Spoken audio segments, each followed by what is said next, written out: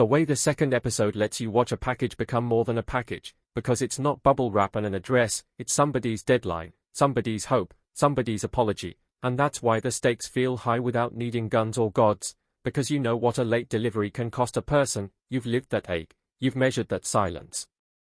The series is smart enough to become specific without becoming a lecture, letting Han Sheng's knowledge of the future appear in tiny nudges, the way he invests in good tape because he knows time saved in sealing boxes is real money, the way he recruits the right sort of reliable friends as hub captains, the way he nods to what will be called shopping festivals and uses holidays to stress test the system, the way he talks to couriers like they're human beings not drones because he knows the gig economy will burn people if they are not seen, and in those gestures you can feel a philosophy forming, a way of being ambitious that doesn't excuse cruelty but also doesn't pretend outcomes don't matter, and if you've ever built anything, that ambivalence is going to be your mirror. Because that's what the show is quietly staging, two narratives that run in parallel and cross over, the making of a startup and the making of a self, and you walk them both, day after day, sometimes setting one on fire to keep the other warm, sometimes shocked to find that kindness and strategy can share a room, and that's where the love story becomes the business story becomes the time travel story, because Shin Yu-Chu tests the part of him that wants to slow down and refuse the trade-offs that skin your soul, and Xiao Rongyu tests the part of him that wants to be the best, the part that believes love is a multiplication not a subtraction, and the show is honest enough to imply that both of those parts are necessary and rarely friendly. Performance-wise, the cast lives in a level of subtlety that long-form storytelling often promises and almost never delivers. You can track the whole weather of a conversation in the way a mouth tightens or the way someone forgets to put down a pen, in the way Han Sheng smiles at a courier so they won't quit and the way he doesn't know what to do with his hands when Xiao Rongyu steps into the room after a long absence and for a second his past and future are both asking to be chosen, and it's not melodrama, it's the drama of adults whose decisions don't have neat labels anymore, only consequences.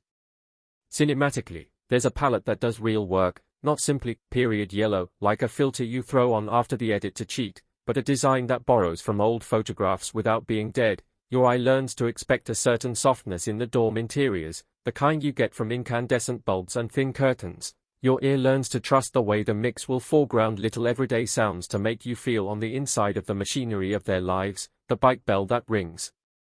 too often, the plastic slap of a rain poncho in a crosswind, the city's breath that used to seem like static because nobody had microphones delicate enough to catch it, and when the show wants you to feel the present tense of the future, it sharpens everything, cooler hues, cleaner edges, a prescience that almost hurt, like squinting into sun, because that's what foresight is, a brightness that can blind. The camera develops favorite tricks, a lateral move that mimics the flow of traffic and underlines momentum, a habit of cutting from feet sprinting to faces thinking that reminds you all action is born from a choice, an occasional overhead that shows how small Han Sheng's empire is and how surprisingly fast it's spreading, tiny lights blinking on a night map, and the series knows when to let stillness puncture speed. We go from a montage of delivery stats to him sitting alone, worrying he's a coward, and there are no violins there, only that long lonely sound of a building late at night, water pipes whining like a trapped ghost somewhere in the walls. And while so much of the conversation around this kind of premise usually gets stuck on what you would buy, what stocks, what bets, this series reaches for something more tender and more exacting. It asks what you will become if you never learn to lose again, what love looks like when you refuse to risk pain, what success costs when it is planned to the atom and still depends on people who can leave, and it is patient enough to let the answers arrive staggered, often in the wrong scenes first. A laugh at a bad time, a delivery that goes right but costs a friendship, a fight that feels like a business meeting because both people are telling the truth in spreadsheets. In terms of pacing, you'll notice a slow confidence at the start, a willingness to sit in the details of a life that hasn't yet pushed the gas pedal down, and if you give it that patience, it rewards you with an acceleration that sneaks up. The episodes don't get shorter but they feel like they do because you know where everything is, you understand the geography of the office, the shortcuts on campus, the favorite bench near the stadium where a promise once dissolved into air, and when the show finally lets the pressure peak, it's not a melodramatic storm but a particularly cruel week in which everything that can go wrong, logistics, love, weather, does, a typhoon that tests routes, an exam that conflicts with a crucial meeting, a rumor that cuts to the bone, and the series has earned it by then, so you don't feel manipulated, you feel like you've been training with them, and now you get to find out what your muscles can do. Part of what makes Terulang lagi feel present, even as it's set in the past, is its respect for labor. It keeps showing work, real work, lifting, sorting, counting, smiling when you're tired, navigating bureaucracy without making villains of the people who work there. It's one of the rare shows about entrepreneurship that keeps the founder's mother's hands in the frame too. The food cooked, the shirts mended, the money borrowed in small bills, the unglamorous scaffolding without which no dream stands, and there's a quiet politics to that choice, a statement about economy and human worth that feels bigger than the show and exactly right for it. Watching this with an audience that knows the smell of an internet cafe, that knows the first time they installed a messaging app and felt like they had discovered a magic door, the reaction has been more than nostalgia. It's been confessional, comment threads where people tell on themselves, confessing the one email they didn't send, the crush they didn't chase, the job they hated but kept anyway, and realizing that half of what they thought life was about was just fear in a good costume, and the other half was simple, ordinary persistence, and the show's insistence on unsexy persistence as a form of courage has landed with viewers sick of superhero economies, sick of the idea that you need absurd capital to matter, because here is a kid with a second chance who smells like rain and tape and he matters because he decides to show up. There's craft tucked into corners that reward rewatching, an insert of a calendar page that functions like a countdown, the way a pile of undelivered packages in one early episode is the same number as the unresolved issues in a later argument, little visual rhymes that keep telling you story is structure long. What if the day that shaped your entire life could be rewound like a tape, the sounds a little tinny, the colors a little warmer, the air itself saturated with the smell of summer pavement and old paper, and what if you woke up with tomorrow's map in your pocket and yesterday's bruises still on your heart? Would you play it safe, or would you sprint? Would you try to hold on to the person who taught you how to dream, or would you go all in on the dream itself? Hands dirty, knees scraped, breath burning because you believe, just this once, that a different choice could open the same door in a kinder way. That is the electricity humming inside Terulang lagi, Kembali 2002, a 2026 series that doesn't just imagine going back in time, it remembers it, it makes you remember it, the weight of a cheap flip phone, the stubborn clatter of a bicycle chain, the flicker of a dormitory fluorescent tube and the way the future feels when it hasn't happened yet, and in telling the story of Chen Hansheng, who wakes up in 2002 on the cusp of university carrying the knowledge of what e-commerce will become and the ache of a choice between two women who embody two versions of himself. It whispers that time travel isn't only about seconds and minutes, it's about mercy, it's about chances we don't think we deserve but get anyway, and how we spend them, and you can hear that whisper under every scene like a second soundtrack. Before we continue, please subscribe to my channel Bongo Gaming, and let us know where you are listening from in the comments. You can feel the confidence of a 2026 release in the way the series breathes, the craft that's become almost invisible, the crew that knows how to stage a crowded campus corridor at 7 a.m. and make it feel like a river, how to dress a union of postal workers and gig couriers with arguments that sound like they've been rehearsed in 1,000 real break rooms. How to let a shot linger just long enough over a steaming styrofoam cup of instant noodles so you remember the exact way that oil slicks over the top. How to pull you into that hurtling decade where the internet was still called the internet, with a capital I, and there was a small canyon between people who thought it was a toy and people who knew it was a road. How to treat nostalgia not as a costume but as a city you can walk around in. And there's a humility to that. A sense that the show isn't interested in telling you clever facts about 2002 so much as it wants you to accidentally relive something you didn't know you missed. The quiet, the boredom, the clunk and whir, the specific way a new beginning and a small budget make you brave. The premise is simple and it's tricky, because we've all seen second chance stories that wear their fantasy like a cape, but here the magic is almost just a rumor, a breath on the opening night that says he's been here before and knows what will happen. And then we're off into the mundane heroic business of making things work, and that's the genius of it, because if you've ever started anything, a band, a YouTube channel, a side hustle, you know the true drama is in the logistics, in the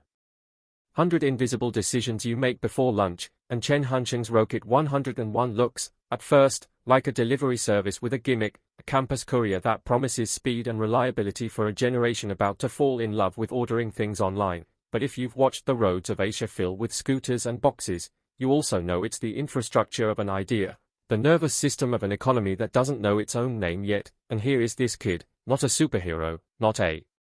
billionaire playing dress up, but a young man with a very specific gift. He knows where the waves will break, and he's just trying to put a board under his feet in time.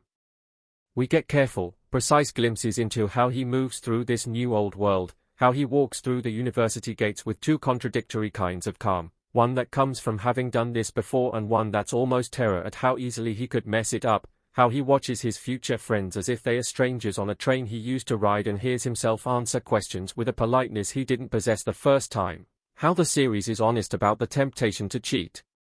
Because who wouldn't, and also about the way that even knowing the future doesn't mean you know what you'll do next, and that's where the heart of the show lies, in the space between foresight and character, in the gap that sometimes swallows us. From there, the story presents its own rhythm, a beat that alternates between the clatter of boxes and barcodes and the quiet tremor of a heart deciding who it belongs to, because even while Rocket 101 finds its first clients, campus vendors, student clubs, a bookstore that thinks it's cute to take orders by email, there is Shin-Yuchu with her shy steadiness, her hands that know how to hold a plant and hold a conversation with equal care, the way she speaks in silences and how you don't notice her until suddenly you notice her and you can't imagine not noticing, and there is Xiao Rongyu, the first love, a bright presence that bounces light off every metal surface, the way she taps a pencil when she's thinking, the way she argues like she's doing you a favor, the history with Hansheng wrapped up in the confidence of someone who doesn't yet know what is about to be taken from her, that contradiction you only see when you're looking backward from the future, and the series respects them. Both by not making one a saint and the other a sinner, but rather letting them be real, complicated, flawed in human ways, so that his choice, when it circles closer, feels like a moral weather system rather than a plot machine. It would be easy to paint Shin-Yuchu as a symbol, the quiet girl who saves the boy from himself, but the scenes refuse to let her be that neat, letting her stubbornness have teeth, letting her caution be a kind of courage, giving her an ambition that isn't loud but is relentless, and it would be easy to turn Xiao Rongyu into a villain in retrospect, the lively one who breaks things because she's always moving, but the show gives her private daylight too. Those moments where she looks across a table at him and for a second you can see every promise they never said out loud, and that's what this series does right, it keeps finding the unsaid and holding it in the light until you flinch. Watch the way the camera dances when Rocket 101 is born, a thrift store desk pushed against a wall, a dented kettle in the corner, a whiteboard covered in terms that will be common later, last mile, cash on delivery, pick-up windows, a map of the city that looks like a handful of veins on a palm, and beside it the irreverence of youth whose only luxury is the belief that 10 minutes is a long time. And sense how the soundtrack cranks into a tempo that isn't chase music but hustle music, the sound of sneakers on tile, the squeak of tape dispensers, the low hum of printers that choke on cheap paper, the buzz of cheap fluorescent lights that promise nothing but more hours, because when you step into a new company, these are your best friends, time that scares you and tools that won't hold still. It's there in the way the editing holds on small actions, the practice of scanning a barcode, the repeated mistake of mislabeling a box and the decisions that pile up around fixing that one mistake. After you've forgotten class definitions of plot, and the score never cheapens what the actors are doing, it's present. Sure, there are motifs, a sly little keyboard figure that shows up when Hansheng is about to outthink himself, a string pad that feels like a hot day doing too much, but it never drags you somewhere you didn't want to go, it trusts your intelligence and your empathy. And for a network series or a streamer series or whatever our labels are in 2026, that trust feels like a gift.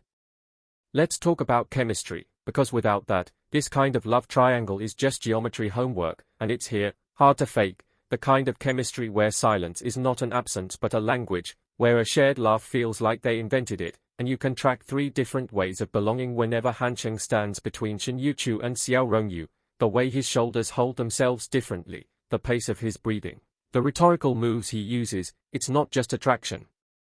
It's identity, you can see him become who he thinks he must be with each, and if you've ever had a love that made you better and a love that made you bigger, you will recognize the terrible privilege of being asked to choose.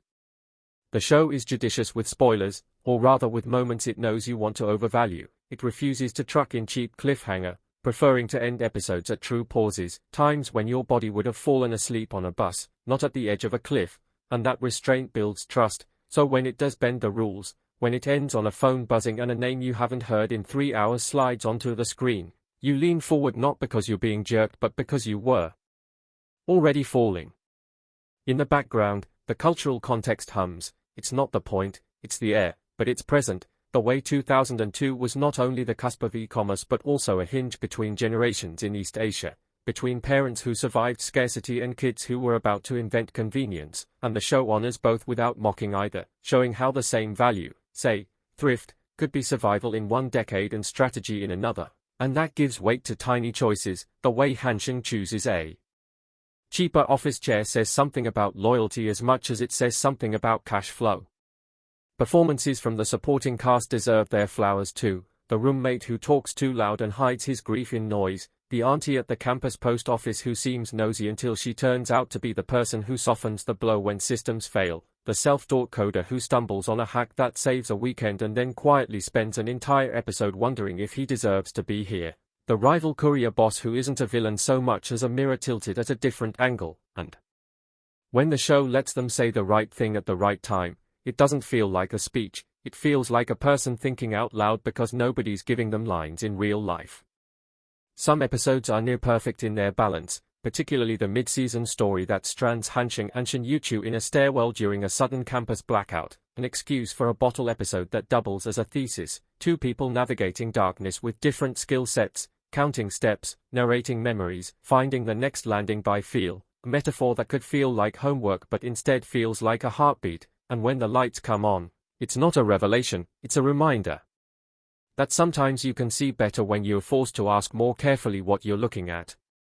When it comes to the thorny business of ethics, the show doesn't shy. It doesn't sanctify Hansheng for not exploiting every advantage his future knowledge gives him, and it doesn't crucify him when he does. It recognizes that the future, with all its data, can tempt you to treat people as variables in your predictive model, and there are moments when he does. When he tells himself a story about a necessary sacrifice because he knows how this ends otherwise, and the series lets that compromise sit in our stomach like a heavy meal, lets us see the faces of people who paid, even if the balance sheet gets signed in his favor, and that, more than any twist, is what sticks to your ribs, the honesty about the cost of a better future. The cultural impact of this one has been a slow burn wave, the kind that doesn't crash but turns into a tide that changes a shoreline. Forums full of people posting photos of their first campus jobs, a sudden interest in the origin stories of local courier companies, threads where folks argue lovingly about whether knowing a thing first makes you deserve it more, and the way the title travels, with its Indonesian phrasing, its reminder that stories boomerang across borders, has given Southeast Asian audiences a particular kind of ownership. I've seen comment sections in mixed languages, little bilingual blossoms where someone explains a joke about bus routes in one city and someone else responds with a story about a similar shortcut in another, and that is the internet at its best, the bridge the show keeps drawing on screen becoming a real bridge we can walk across together. Technically, for the nerds among us, there's also pleasure in how the show handles period technology. It never treats it like museum props, it uses them. The flip phones don't just ring, they die at the worst time, the keyboards stick, the printers require prayer, the bicycles are not cute, they are lifelines that break and have to be fixed on the curb with a pocket tool and a promise that this is the last time. And even as the series restrains itself from fetishizing the past, it understands that objects are characters too, that a handcart can be a friend and a kitchen timer can be a tyrant, and the effect is that you feel present, not just watching a diorama. There's an undercurrent of humor that keeps the show from drowning in its own seriousness. It's never a comedy, but people who like each other are funny with each other, and that shows up. A running gag about a missing stapler that turns into a plot point in a way that makes you clap, a piece of banter about the difference between a shortcut and a detour that becomes a philosophical debate in miniature, a pratfall that is genuinely earned because the floor is wet and someone forgot to put up a sign, and laughter arrives not as relief but as part of the weather. And that makes the grief that occasionally cuts through feel not like a change of genre but like a life that has edges. If you're wondering about the finale, whether it sticks the landing, I won't spoil outcomes, but I will say this, the show understands that the best endings are less about answering questions and more about asking the right final question, one that will sit with you in the bus ride home, in the slow scroll through your own old photos, in the next decision you make when no one is watching, and oops. Terulang lagi manages that magic trick by turning its own time machine back on us, essentially. Asking not, what if you could go back, but what will you do now that you can't, and it takes a certain nerve to end a story by reaching out of the frame like that, but by then the series has earned our trust, and we say thank you with a silence that is the best applause. I keep thinking of one afternoon shot, a trivial moment really, a second so small you could blink past it, hunching on a bench by a row of still wet trees, a package on his lap that isn't his, a shadow moving across his face as a cloud tugs the light, and he takes a breath that could be a sigh or a laugh, and you don't know which, and that uncertainty, that tender ambiguity, is the series at its truest, because growing up isn't deciding once and for all how you breathe, it's noticing your breath at all, and deciding again and again who you are in the next minute. By now it might be clear that I love this show, not because it is perfect, it isn't. There are pacing dips in the middle third where you wish an episode had been two in order to let a subplot breathe, and occasionally a metaphor is a bit on the nose, a speech about roads is exactly about roads and you wish it had been about something else too, but even its missteps feel like the stumbles of someone running towards something real. And that buys extraordinary goodwill, because sincerity is a scarce resource right now, and the series spends it on us like we deserve it. For those who measure art by impact, there's a practical echo too, an increased empathy toward the invisible network that brings our small parcels to our doors, a healthier conversation about what speed costs, a trending habit of tipping the courier with a thank you and a bottle of water when the weather is unkind, small daily practices inspired by a fiction that remembered to honor the hands in its story, and if you think that's naive, you are exactly the kind of tired that stories like this are built to rest. If you've come here for a verdict, here it is. Oops, Terulang lagi. Kembali 2002 is about a boy who gets to be a man twice and does it better the second time because he learned to count people first and profit second. It's about two women who are not opposites but different constellations in the same sky, not competing stars but rival maps. And it's about a country and a generation negotiating the price of convenience with their bodies and their hours, and for all its boxes and bikes and empty lecture halls and crowded cafeterias, it is, finally, a meditation on time that refuses despair. It believes in the moral weight of tiny adjustments. It believes we are what we deliver when no one is timing us. It believes that the universe's favorite tense is the present because it is the only one we can do anything with, and it asks us to carry that belief out of our living rooms and into the next errand we run, the next risk we take, the next apology we owe. I think about Shen Yuchu's insistence that being careful is a kind of love and Xiao Rongyu's insistence that being brave is a kind of love, and how the show refuses to make us choose between them, because in the real world we don't get to choose what kind of love we are to someone else, we just get to choose which kind of love we give, and that, more than anything, is the grown-up lesson smuggled into this adolescent fantasy, the reminder that the superpower we actually have is intention, the way we aim our days and then do the boring, stubborn work of keeping the aim true even when the wind shifts. If you've ever thought, I'd do it differently next time, this show is your mirror and your dare, a generous, wobbling proof that next times are made out of this time, and that if you want new results you have to become someone new in the exact same shoes, and that might sound like a riddle, but it plays like a pep talk that drifts into a prayer, and you feel better after even when you're a little sad, which is how you know it mattered. So here's to the crackle of old plastic, to the squeal of dusty brakes, to the team that decided to tell a small story at human scale about something enormous and nearly invisible. Here's to packages that arrive late and heal something anyway. Here's to a campus at dawn, to a city at dusk, to the long, slow current of a life lived with eyes open. Here's to the pulse of Rocket 101 and the way its echo sounds like a future not yet written. And here's to you, wherever you are listening from, ready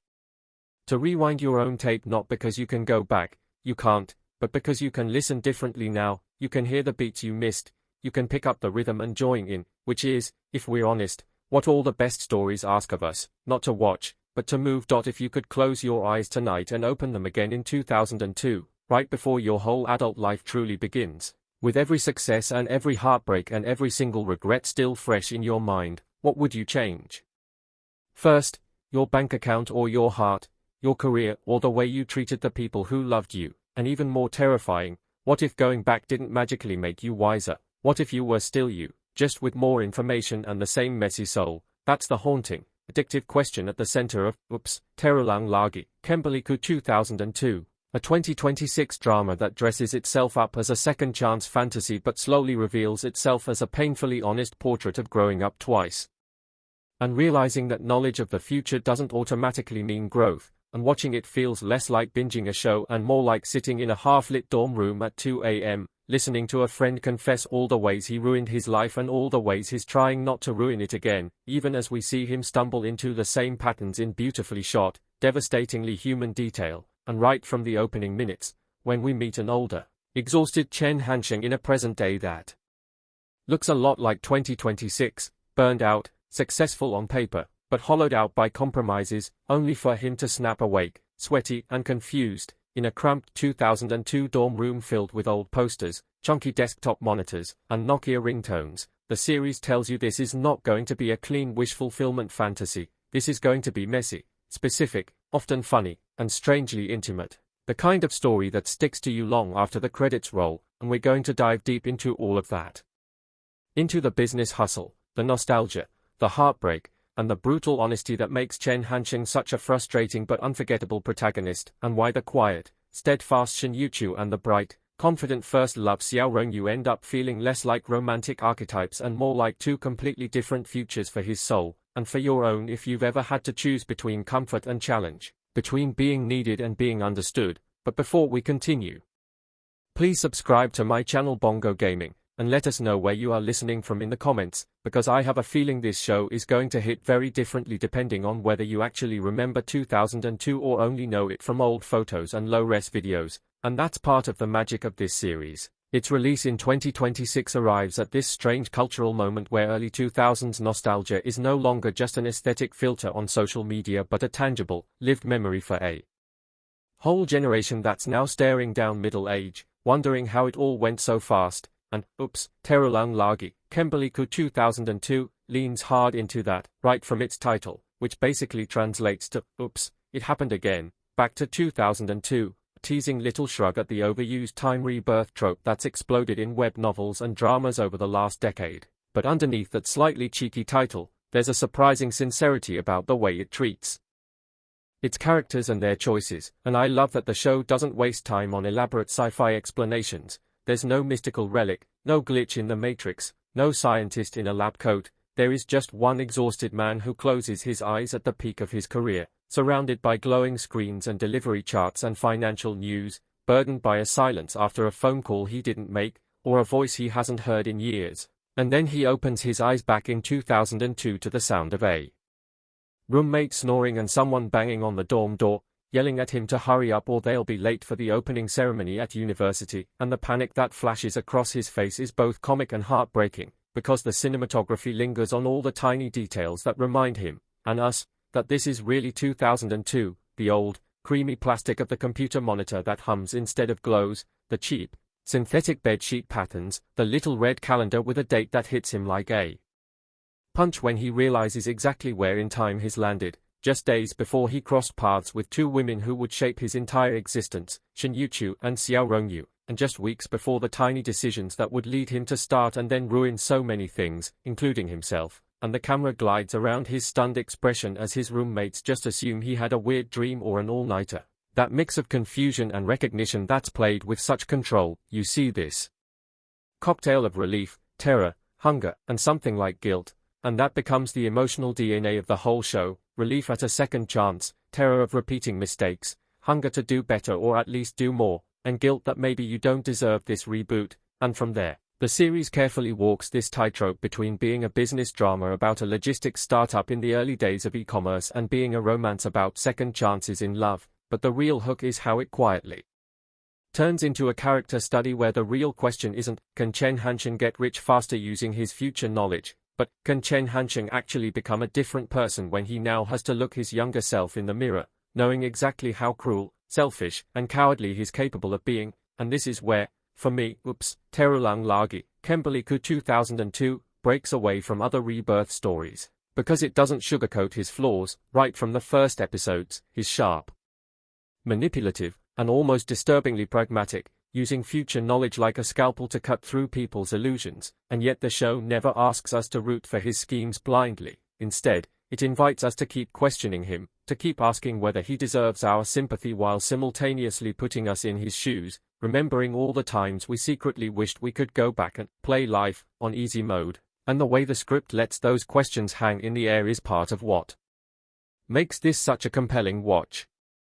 The background of this release in 2026 is also important. By now, time travel and rebirth narratives are not new, they are practically their own genre, from webtoons to C-dramas to K-dramas and beyond, and audiences have seen every variation of the "I died and woke up at 18 with a cheat code for life" concept, So, Terulang lagi comes into a crowded field with every reason to feel derivative. But what makes it stand out is how grounded it is in 2002 as a very specific historical and emotional moment, especially in East Asia's rapid embrace of the internet and the rise of e-commerce, and also as this transitional time when people still carried cash and physical textbooks but were just starting to hear whispers of online marketplaces that could deliver anything to your door, which meant someone had to actually get it to the door, and the show elegantly places Chen Hanxing right at that crossroads, with his knowledge of just how massive e-commerce logistics will become within a decade, and suddenly the name, Rocket 101, isn't just some cute campus delivery club, it's the seed of a logistics empire that he knows could dominate the next 20 years if he plays his cards right, and the way the series visualizes that dream versus the small, sweaty reality of its beginnings is just fantastic. You get these quick flashes of gleaming robotic warehouses, automated sorting systems, drones almost, the kind of future he's seen, contrasted with the pathetic little campus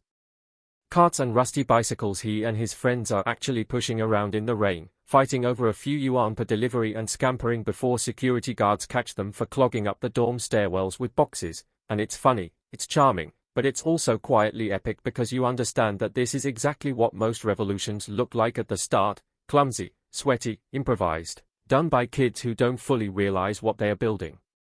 Before we get deeper into Rocket 101 though, the show very wisely grounds us in the emotional landscape by introducing Shin Yuchu and Xiao Rongyu not as rivals but as two fully formed, distinct gravitational fields that Chen Hanxing orbits, and you can feel the weight of his memories colliding with the present as he sees each of them for the first time, again. Shin Yuchu we meet in this almost painterly scene in the library. The framing is quiet, long takes, a warm, filtered light pouring in over rows of old books, and there she is, alone at the corner table, hair gently falling over her notebook, completely absorbed, not in some romantic way that screams, main female lead, but in that deeply private way you see when someone has built a little world of safety around themselves, and Hanxing, with all his future knowledge, recognizes her immediately. And we get this brief flash of the other timeline, Shin Yuchu in that same library years later, the table empty where he should be, her fingers tracing the grooves he carved absent-mindedly into the wood during cram sessions, her eyes wet but not crying, and then we're yanked back to 2002, where she's just a girl who doesn't know him yet, and he's a boy who knows exactly how much he will mean to her and how badly he will hurt her, and that knowledge sits like a stone in his chest, which the camera emphasizes with these tight close-ups on his eyes and the way his hand tightens around the book he's pretending to browse. It's such a gorgeous expression of the show's core tension. How do you talk to someone who loves you in the future, knowing the damage you did, when for them you're still just a stranger standing in the light? Xiao Rongyu, by contrast, is introduced in motion, in sound and color and chaos. The first time we see her is at the university's orientation event, on stage, not performing a song but standing at a podium as one of the student representatives, speaking with this articulate, almost sharp-edged confidence about seizing your youth and making the most of your 4 years. And the camera switches back and forth between the awestruck freshman and older Hanxing in the crowd, who remembers falling for her in that exact moment in the original timeline, remembers how that boldness, that clarity, was like someone turning on a light in a dim room, but also remembers the shouting matches years later, the quiet resentment as their ambitions pulled them in opposite directions, and again we get those little flashes, an empty cafe late at night, Xiao Rongyu staring at her phone, waiting for a message, the echo of a slamming door, and then snap, we're back in 2002 where she's just this radiant, slightly intimidating presence who hasn't yet seen the worst sides of him, and the performance here sells that double vision so well. When she looks out at the crowd, the show slows down just enough for us to imagine that maybe she senses something, some unsettling familiarity in his gaze, which is such a clever way of making the rebirth feel almost metaphysical, like maybe time itself has a memory. In terms of story overview without spoiling all of its twists, the series tracks Hanxing as he navigates his rerun of university life with one main objective and two constant dangers. His objective is to use his knowledge of the future to lay the groundwork for Rocket 101, a delivery service that begins as a scrappy campus operation, printing little flyers, partnering with nearby shops, delivering snacks and notes and exam printouts between dorms, but that he envisions as the logistics backbone For the e-commerce boom he knows is coming, and his dangers are that in the process he will either hurt Shin-Yuchu again because he thinks of her as a safe harbor, or he will drive Xiao Rongyu away again because he is too afraid to be fully honest with her about the darker parts of his ambition, and the show cleverly never lets him fully focus on just one of these threads. As soon as he makes a bold move in business, something in his love life ripples, and as soon as he feels like he's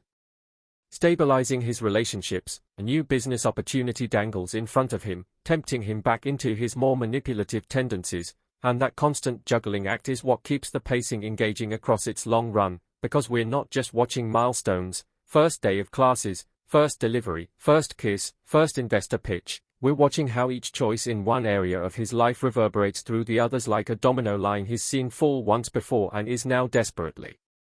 trying to rearrange. One of my favorite stretches of the early episodes shows Hansheng testing the limits of his future knowledge like a kid poking at the boundaries of a video game. He remembers trends, brands that will be huge, the fact that certain platforms will dominate, but when he actually tries to make quick money in the stock market or by guessing exam questions, reality pushes back, tiny variances appear, teachers change test formats, a minor policy shift from the government adjusts the market, and he realizes that the future he remembers isn't a script he can just replay, it's more like a hazy route he walked once, filled with chance encounters and compounding decisions, and that realization reframes the whole show, because instead of having a main character who's basically a walking spoiler for his own life, we have someone who understands big arcs but increasingly has to improvise on the details, which is where his true character shows up. The way Rocket 101 comes into existence is also deeply rooted in this improvisation. It's not that he wakes up and says, "I'll build a logistics empire," like some kind of cartoon villain. It starts small, nearly laughably so. A friend in the dorm complains that the cafeteria food is terrible and wishes someone would just bring him decent noodles from that one shop outside of campus that no one has time to walk to between classes. Another mentions that their girlfriend in the girls' dorm runs out of printing credits all the time and has to borrow notes at the last minute, and you can almost see the calculations flicker through Hansheng's mind. The way he looks around at the crowded bulletin boards, the rusty bikes locked outside, the narrow hallways, and suddenly the campus becomes this living map in his head, routes and friction points and inefficiencies highlighted in red, and in that moment he's not some detached time traveler. He's just a hustler in a poor, busy university, spotting demand and trying to supply it, which makes his later grand visions feel earned rather than handed to him by the plot. Visually, the series reinforces this by keeping the camera and lighting grounded. The early Rocket 101 scenes are drenched in the unflattering fluorescent glow of dorm corridors and back-alley kitchens, our future CEO sprinting upstairs with a bag of steaming plastic containers that leak sauce, nearly tripping over someone's laundry, haggling for a discount from a shop owner who calls him kid, and doesn't believe for a second that this little running around service will be anything more than a side hustle to pay for late-night snacks. And there's a recurring visual motif I really loved where we see Hansheng's hand stamping the Rocket 101 logo on brown paper bags. In 2002 it's messy, the ink bleeds, the logo looks kind of silly, like a doodle of a rocket someone drew in class, and then periodically throughout the series, when he talks about the future or imagines where this could go, we get a smash cut to assembly lines of perfectly printed logos on boxes sliding through a massive warehouse, smooth, mechanical, almost impersonal, and then back again to this kid in a tiny room, wiping sweat off his brow, and that contrast, between the roughness of the present and the slickness of the future in his head, keeps reminding us of the central irony. He knows how big this can become, but to everyone around him, he's just slightly crazy. The emotional core of the show, though, lives in how his relationships with Shin-Yuchu and Xiao Rongyu evolve differently this time around. And this is where any viewer who came for the business drama might unexpectedly find themselves crying over small, quiet moments in cafeterias and libraries, because the writing refuses to reduce either woman to a mere checkpoint in his hero's journey. Shin-Yuchu, in this timeline, meets a Hansheng who is trying, really, genuinely trying, to be kinder, more patient, more present, but who also can't escape the gravity of his own insecurity, and there's a deeply moving sequence where he sees her standing outside a campus store, clutching a bag of discounted bread, obviously calculating whether she can afford to buy something more substantial. And in his memory he knows that in the original timeline, he didn't notice this, or maybe he did and shrugged it off, seeing her poverty as part of her shy, gentle charm instead of comprehending the daily grinding anxiety behind it, and this time, he steps forward, offers her a snack, starts a stilted conversation, and you can see his brain going 1,000 miles per hour, trying to thread this impossible needle of being more considerate without tipping into the patronizing savior behavior that he knows will eventually make her feel small. And Shin Yeo-chu's portrayal is so nuanced here. She's soft-spoken, yes, but never passive. You see her weighing his words, looking not just at his smile but at the tension in his jaw, sensing the little manipulations he sometimes can't help but do, and there are scenes where she gently pushes back, calling him out on overextending himself for others while neglecting his own well-being, and it gives her a quiet strength that lingers long after her scenes end. With Xiao Rongyu, the dynamic is more explosive, more fun on the surface, but also more dangerous, because she challenges him intellectually and emotionally in ways that could either pull the best out of him or rub raw against his deepest fears. Their banter in classrooms and on group projects feels electric, crackling with unspoken history that only he remembers, and the show uses this to create wonderfully tense dramatic irony. He knows exactly what jokes used to make her laugh, what topics used to make her eyes light up, but if he leans too heavily on that remembered intimacy, he risks turning her into a script he's directing instead of a human being he's meeting anew, and one of the series' most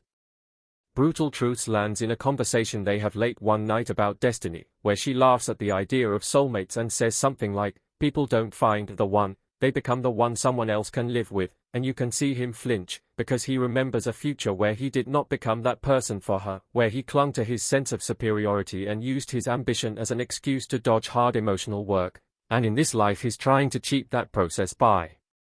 anticipating every conflict before it happens, smoothing it over with pre-planned apologies or grand gestures, but that, too, is a form of manipulation, and the show calls him out on it through her responses, often subtle, often just a look lingering a bit too long. Cinematically, Terulang lagi, Kembali 2002, makes some very deliberate choices to keep us emotionally invested without feeling overwhelmed by the complexity of the timeline. The color grading, for instance, leans into a slightly warm, almost amber tone whenever we're fully in 2002, evoking that nostalgic, sun-dappled campus feeling that so many of us carry, but it never tips into the oversaturated Instagram filter look that makes it feel unreal, and whenever the show flashes to Hansheng's memories of the original timeline or his imagined future for Rocket 101, the palette cools, the contrast sharpens, the sound design introduces a faint mechanical hum under the score, reminding us that those visions are colder, more calculated, less alive than the messy present he's walking through, and that subtle visual language guides us through his inner state better than any monologue could. The pacing, too, is surprisingly restrained. Instead of rushing through the university years to get to the big business phase, the show luxuriates in small, often mundane scenes that accumulate meaning over time. A shared umbrella in a sudden downpour, a long bus ride where Hansheng watches an old couple share snacks silently, a scene where he stays up helping his roommate fix a broken computer not because it's strategically advantageous but because he remembers a future where that same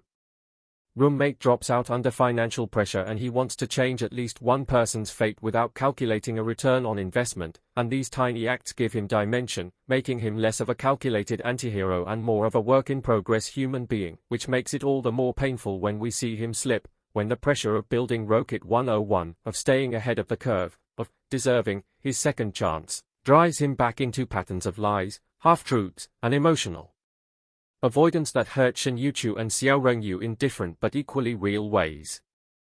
One of the standout aspects of the series is how it uses humor and nostalgia not to sugarcoat the drama but to deepen it. The early 2000s setting is full of delightful little details, the clacking of computer keyboards in crowded internet cafes, the painstakingly slow loading of web pages, the ritual of writing down song lyrics from the radio instead of Googling them, the awful but iconic fashion choices. But instead of just parading them as fan service, the show weaves them into the emotional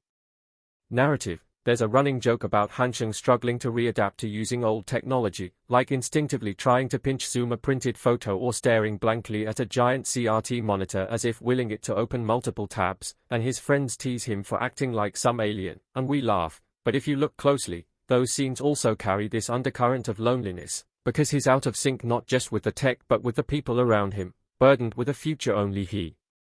remembers, and that gulf is something no amount of hustling can close. The soundtrack amplifies that mood beautifully. The score leans heavily into acoustic guitars, soft piano themes, and the occasional early 2000s pop track that instantly transports you to a world of burned CDs and mixtapes, and there's one recurring song, simple, almost lullaby-like, that plays anytime Hansheng finds himself alone after a big victory or a big failure, reminding us that no external success or disaster fully resolves his internal conflict, and that, ultimately, the thing he's trying to fix with this rebirth isn't the number of zeros in his bank account but the hollow ache that comes from betraying his own values and taking people for granted. In terms of performances, since we're focusing on the experience rather than name-dropping, I have to say that the actor playing Chen Hansheng carries this show like a man dragging a suitcase full of his own ghosts. His physicality alone tells a story. He moves like someone too big for these hallways, too practiced at looking confident, but then, in moments where his guard drops, he folds into himself, shoulders curling inward like he's trying to make his older self fit into this smaller, younger body, and the way he modulates his gaze around Shen Yuchu and Xiao Rongyu is a masterclass in subtle acting. With Shen, there's often this softness tinged with guilt, a hesitation, as if he thinks he doesn't deserve to look at her happiness directly, while with Xiao, there's a kind of awareness mix, like he's constantly surprised by her brightness and equally scared of the ways it will expose his own shadows. Shen Yuchu's actress anchors the show's emotional center with minimal dialogue. So much of her performance lives in stolen glances, tiny smiles, the way she tucks a strand of hair behind her ear when she's nervous, and there's a particular scene, no spoilers on the exact context, where she finally confronts Hansheng about feeling like she's living in a relationship that's half in the present and half in some memory he won't share, and the way her voice cracks, not in a big, dramatic wail but in this controlled, shaking determination. It's incredibly hard, because it's not about blaming him, it's about asserting her own right to be loved honestly, not as some charity project or emotional backup plan, and that crystallizes everything the show has been building beneath the surface. Xiao Rongyu's portrayal, on the other hand, brings this vital, restless energy that prevents the drama from ever sinking too deep into self-pity. She's funny, sharp-tongued, ambitious, and the chemistry in her scenes with Hansheng is electric, whether they are arguing about a case study in class, teaming up to organize an event, or inadvertently pushing each other's buttons in ways that feel both thrilling and dangerous. And what I appreciate is that the show doesn't punish her for being outspoken or career-driven. Instead, it shows how her directness clashes with Hansheng's more secretive, calculating nature, and how their attempts to compromise in the original timeline devolved into patterns they both contributed to, making this second chance an opportunity not just for him to treat her better, in some generic way but to actually listen when she says what she needs, which is arguably harder than buying flowers or sacrificing a meeting for a date. On the thematic level, Terulang lagi, Kembali 2002, is obsessed with regret, responsibility, and what it really means to grow up. It repeatedly pushes back against the fantasy that knowledge alone will make the future better, suggesting instead that growth comes from doing the hard, often unglamorous work of facing your own fears and selfishness. And I love how it uses the business storyline as a mirror for that inner journey, because Rocket 101 isn't just a vehicle for Hansheng's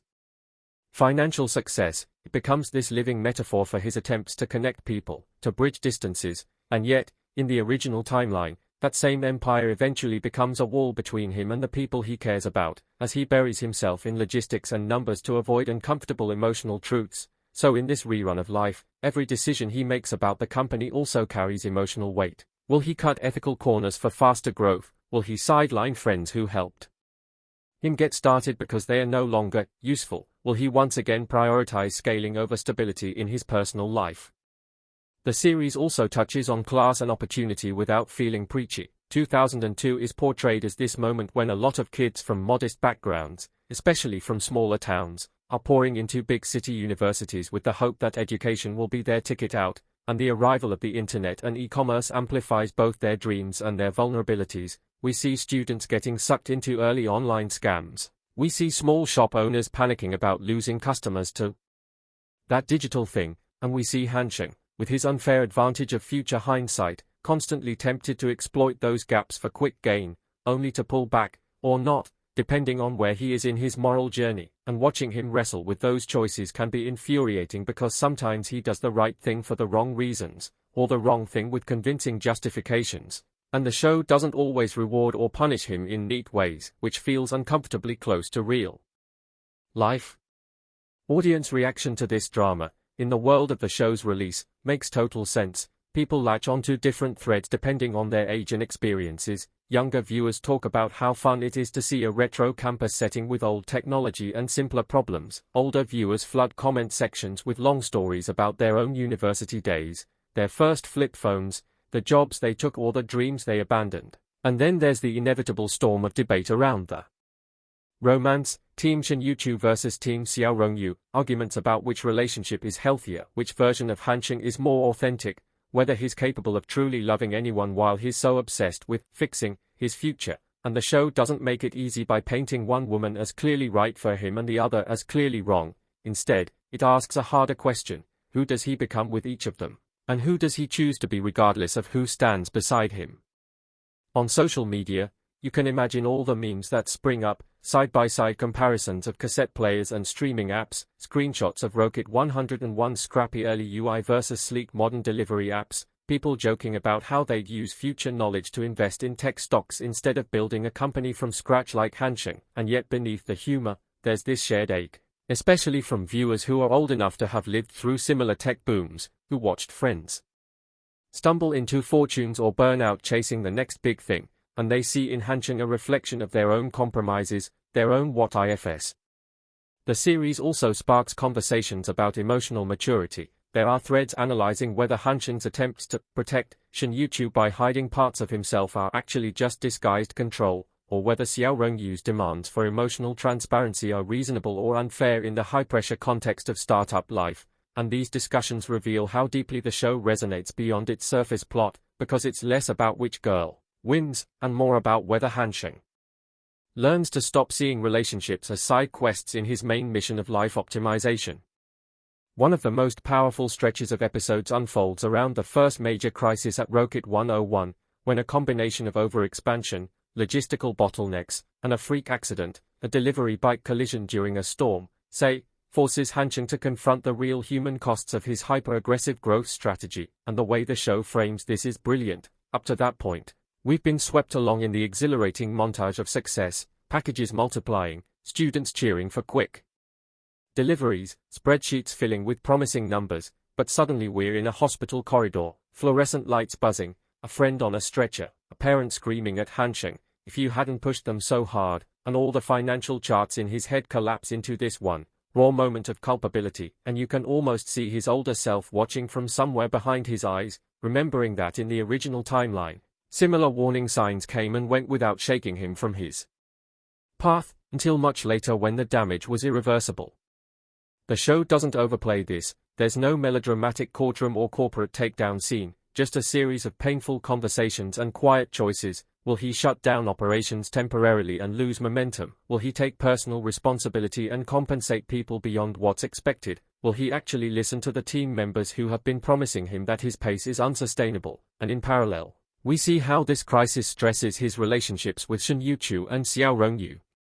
One urging him to slow down and prioritize people, the other pushing him to find a smarter, safer way forward without sacrificing ambition. And those tensions expose new fault lines and compatibilities in ways that feel so much richer than a typical love triangle tug-of-war. As the episodes progress toward the final arc, the show tightens its focus on Hansheng's internal ultimatum. Is he going to treat this second life as a cheat code for external success or as a hard reset for his inner habits? And what I find so satisfying is that the answer is not conclusively one or the other. Instead, we see him gradually learning that he can't hover above his own life, trying to manage every variable like a deity of his little world. He has to let some things unfold without interference, accept that some losses will still happen, some people will still leave, some regrets will always remain, and there's a hauntingly beautiful scene where he returns to a place that, in the original timeline, was the site of a major heartbreak, maybe a train station, maybe a specific intersection, determined to fix whatever went wrong there, only to find that the event he'd been obsessing over doesn't even occur this time, because of some minor earlier choice that shifted the timeline. And he stands there, in the fading afternoon light, holding flowers he doesn't need to hand over, realizing that he has been constrained by his memory of specific wounds, while life is busy inventing new possible pains and joys around him, entirely uninterested in his plans, and that humility sinks into him and, by extension, into us as viewers. Without spoiling how the final episodes resolve the love story or the business plot, I'll say this: the show refuses to give us a clean fairy tale ending where every regret is corrected and every relationship lands in a tidy box. Instead, it offers something both more bittersweet and, in a strange way, more hopeful, a recognition that even with the impossible gift of a second run at youth, you cannot perfectly curate your life. You cannot avoid hurting people or being hurt. You cannot optimize your way out of grief or ambiguity, but you can choose, day by day, to be a little more honest, a little more courageous, a little more willing to stay when things get hard instead of running back into the comforting numbness of work or irony. And that growth, however incremental, is the real miracle. As a long-form, bingeable experience, Terulang lagi, Kembali 2002, does have stretches where the pacing might test the patience of viewers used to tighter, twist-driven narratives. Some mid-season episodes linger on campus festivals, family visits, small business setbacks in a way that can feel, on the surface, like filler. But if you surrender to the rhythm, those episodes become the backbone of the show's realism, the connective tissue that makes the later emotional payoffs land so much harder, because by then you feel like you actually lived through those winters and summers with these characters. You remember the first time Shin dared to raise her hand in class, or the first time Xiao Rongyu let the mask slip and admitted she was scared of failing publicly. And so when their paths fork and converge and clash, it matters. Culturally, the impact of a show like this in 2026 also lies in its conversation with our own obsession with do-overs, whether in the form of self-help content, productivity hacks, or the constant refrain of, if I'd known then what I know now. And by dramatizing that fantasy so fully and then quietly dismantling it, the series invites a kind of collective reflection that can feel almost therapeutic. You see comments from viewers saying things like, I realized I've been living like Hansheng. Always thinking about the future version of me who will finally have it together, instead of actually being present now, or, I thought I wanted a chance to go back, but after watching this, I think I just need to be more honest in this life. And that's a remarkable feat for what could have been just another slick, high-concept drama. Technically, the show is solid across the board. The editing keeps past, present, and imagined future clearly separated without resorting to clunky exposition. The sound mixing balances nostalgia and modern crispness. The production design is obsessive in its attention to period detail without turning it into a costume party. And the dialogue, while occasionally dipping into the poetic, mostly stays grounded in how students, parents, and budding entrepreneurs actually talk, which makes the more heightened emotional scenes feel earned rather than melodramatic. As we reach the end of this exploration, what lingers for me most about Terulang lagi, Kembali 2002, isn't the cleverness of its premise or even the big, sweeping emotional climaxes, though those are there and they are beautifully executed. It's the accumulation of small, human truths scattered throughout, the way Hansheng's mother hesitates before asking if he's eating enough at school, the way his father hides his pride behind gruff criticism, the way a roommate who seems like pure comic relief early on quietly becomes the moral compass of the group, the way Shin-Yuchu's world slowly widens as she gains the confidence to step out of the library, the way Xiao Rongyu struggles not to let her love for Hansheng soften her drive to succeed on her own terms, and above all, the way Hansheng, for all his intelligence and foresight, remains fundamentally human, full of contradictions, capable of both deep tenderness and shocking selfishness, which makes his attempts to do better, however incomplete, deeply moving to watch. If you've ever lain awake at night haunted by the things you'd change if given another shot, or if you're in that phase of life where the doors behind you feel as heavy as the doors ahead, this series will likely hit you where it hurts, and then, gently, where it heals, reminding you that while none of us get to rewind to 2002, we all, in our own small ways, get to wake up each day with the chance to be just a bit braver, a bit kinder, a bit more present than we were before, and that maybe, just maybe, that's enough of a second chance for this one precious life.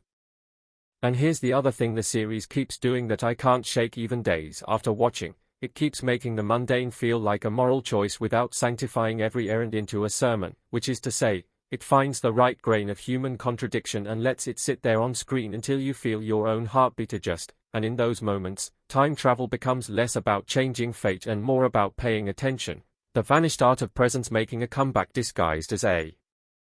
business plan, and that ethos trickles into the way we're invited to read Rocket 101, because if you strip away the excitement of first contracts and new scooters and the scrappy office that smells like dust and possibility, what's left is a group of young people practicing reliability, practicing being the person who shows up, and that practice is contagious. It's a kind of courage training that spills over into how Hansheng approaches his own heart, how he refrains from using foreknowledge. Like a crowbar to pry open the version of love he thinks he wants, choosing instead to earn it in the present tense, which is terrifying precisely because it can fail, even for a time traveler, and I respect the show for leaving that failure as a live wire all the way through, not to punish him, but to honor the people around him as free agents, not NPCs in his second run. There's a mid-season rhythm where the edits take on this subtle syncopation, like the show has learned how Hansheng's brain ticks now that he's recalibrated his timeline, and the cuts begin to echo his strategy loops. 1 second you're with him on the back of a scooter, jacket flapping, eyes flicking from side mirror to alleyway like he's reading a language no one else speaks yet. And then you're in a classroom where a lecturer drones on about a model of market behavior that will be obsolete in 5 years, and instead of rolling its eyes, the show finds a little pocket of grace, a shot of a chalk-dusted sleeve that lingers long enough to remind you that knowledge is a relay race, that the baton has to be passed even if the track changes shape under your feet, and the trick of the camera here is trust, trusting that you will connect the dots without being shoved, and that trust pays off when the story asks you to accept that love, too, can evolve without betrayal, that choosing a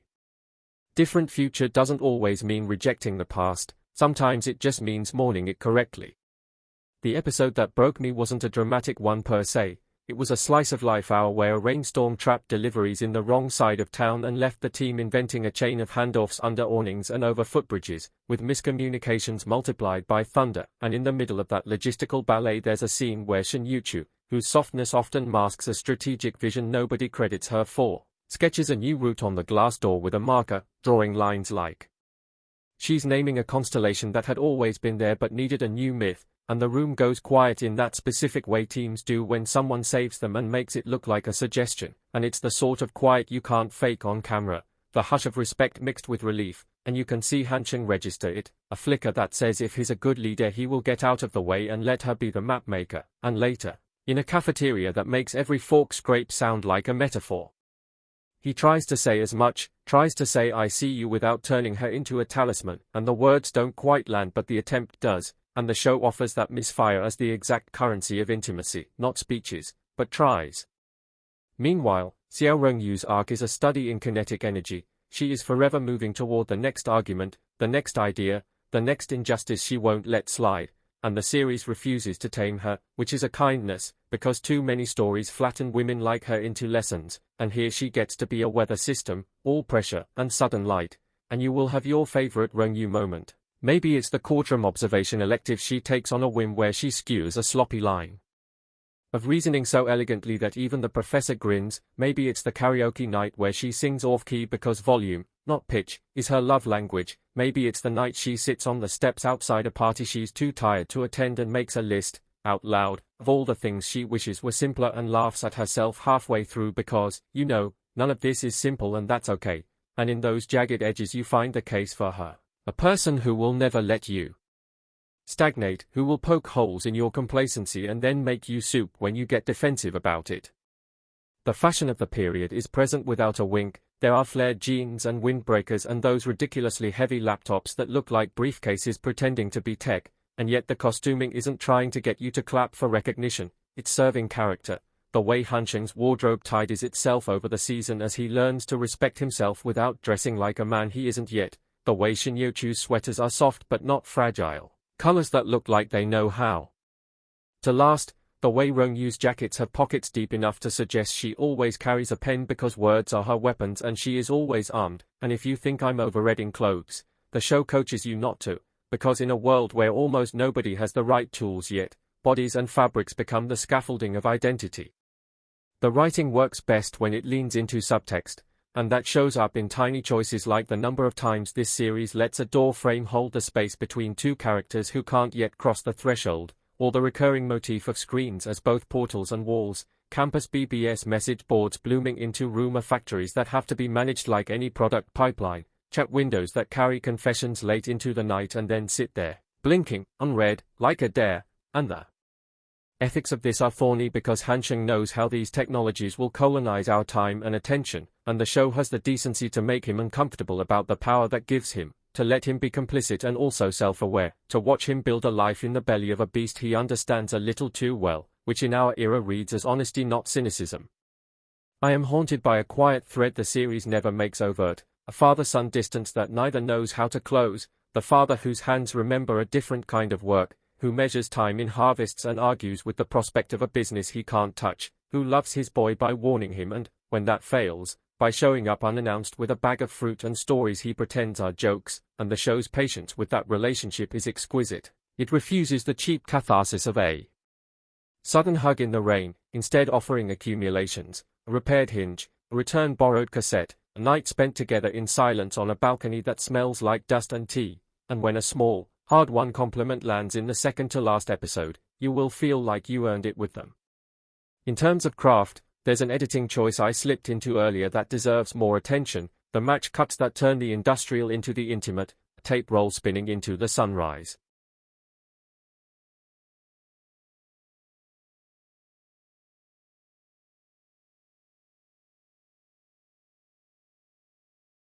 Over the dorm roofline, a blinking router turning into a blinking heartbeat on a clinic monitor when stress gets the better of someone we love, and the show isn't trying to be clever here, it's trying to teach you to see that everything is connected, that infrastructure shapes our moods and moods shape economies and economies shape how we love, and by the time you notice the pattern you're already fluent in its language, which is how the best visual storytelling works, it enlists your mind in the argument without sounding like an argument. Sound design deserves its own bouquet, because the series uses the hum of a city like a bass line and isn't afraid to let scenes breathe without music. The absence of score in arguments is a trust fall, and it works. The ambient noise of outside, rain hitting an awning, someone laughing 3 floors up, a dog barking with zero sense of drama, all of it makes conflict feel like part of life, not a theatrical set, which keeps the emotions honest and the stakes human. And when the music does swell, it does so to lift detail, not to drown it, a cheap keyboard turning into a hymn when someone chooses decency against their own interest, a percussion pattern stolen from the rhythm of package stamps becoming an anthem of competence that made me grin like an idiot when the team hit a record day that no one outside their tiny circle will ever care about, and the music knows that, it knows the victory is small, and that's why it feels big. We should talk about The Rival, because a good story like this deserves a foil that isn't a cartoon. And it gets one in the shape of a young manager at an older courier company, someone who has never failed publicly and therefore is always frightened, though he would never use that word, a man who sees Hansheng's speed as disrespect and his kindness as a trick, and the fun of their dynamic is the way the show lets them argue in deeds, a route claimed, a subcontract wrestled for, a complaint handled with an apology instead of a refund, and slowly The Rival becomes less of an obstacle and more of a lesson, a mirror tilted until what you see are the possible futures of your own worst habits, and when the inevitable confrontation comes, it's in a warehouse with the lights half out, the kind of place truth seems plausible, and they talk like adults who know the cost of pretending you're fine, and walk away changed but not converted, and it's right. It's believable, not everything ends with a handshake and an inspiring montage, and I respect the show for letting professionalism replace friendship where necessary. There's a recurring prop I love that the series treats like a talisman, a hand-drawn calendar with squares too small for the chaos they contain, and whenever the camera returns to it, the handwriting has shifted, sometimes neat, sometimes a rushed scribble, depending on who is holding the pen, and you could chart the company's health and the team's mental weather just from those squares, the excess heavier on bad days. A small doodle in the corner when joy outruns fatigue, and I don't know if someone in the art department fought for that detail or if it fell into place by choosing the right people, but it becomes a heartbeat, a way of saying we were here on this day and this day mattered because we say it did. One of the more subtle pleasures is watching how academia and entrepreneurship argue inside the same head, Hansheng doing a presentation in class on the evolution of distribution models and realizing halfway through that he has to choose whether to score points in theory or to tell the truth about practice, how he jokes with friends about being allergic to midterms while building a calendar more intense than any syllabus, and the way the show refuses to glamorize dropping out, it refuses to